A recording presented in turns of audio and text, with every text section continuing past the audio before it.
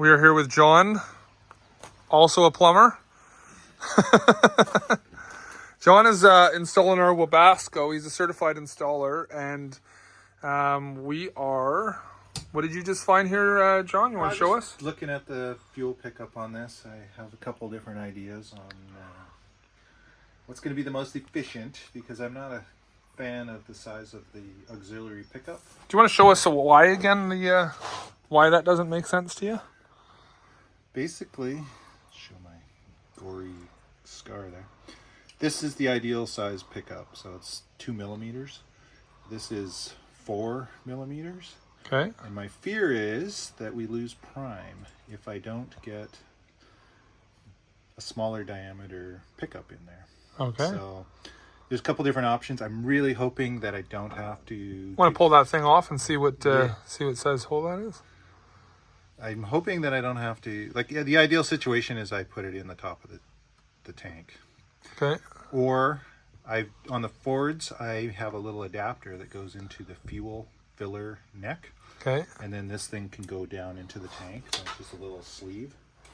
I haven't done one on a ProMaster, but if there is a rubber hose that goes down to the filler neck, then that will work better than this thing. Okay.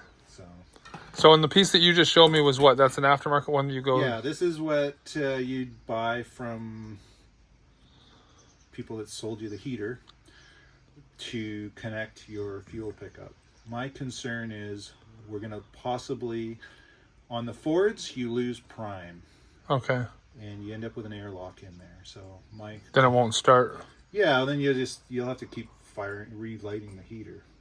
And it will eventually light, but it's just an inconvenience of losing your fuel prime. So. And what about attaching directly in line with the rubber hose? Would that, I guess, mess with the engine? No, yeah, you can't do that because it's a high pressure fuel pump, and yeah, there's no other.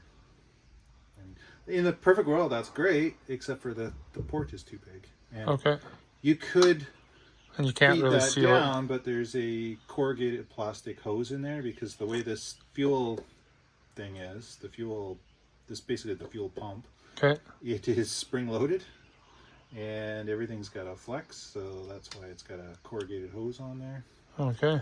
Yeah, and there's no real good way of sealing it, so that's the other dilemma with this style. So I'm going to either have to put it in the tank somewhere. I mean, in a perfect world, we try this and see if it works, but I'm reluctant to.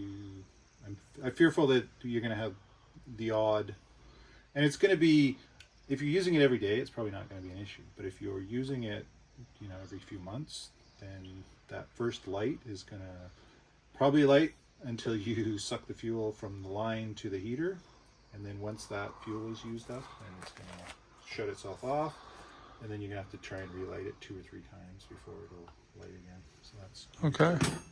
So I'm going to take a look underneath and see if my fuel filler neck is an option.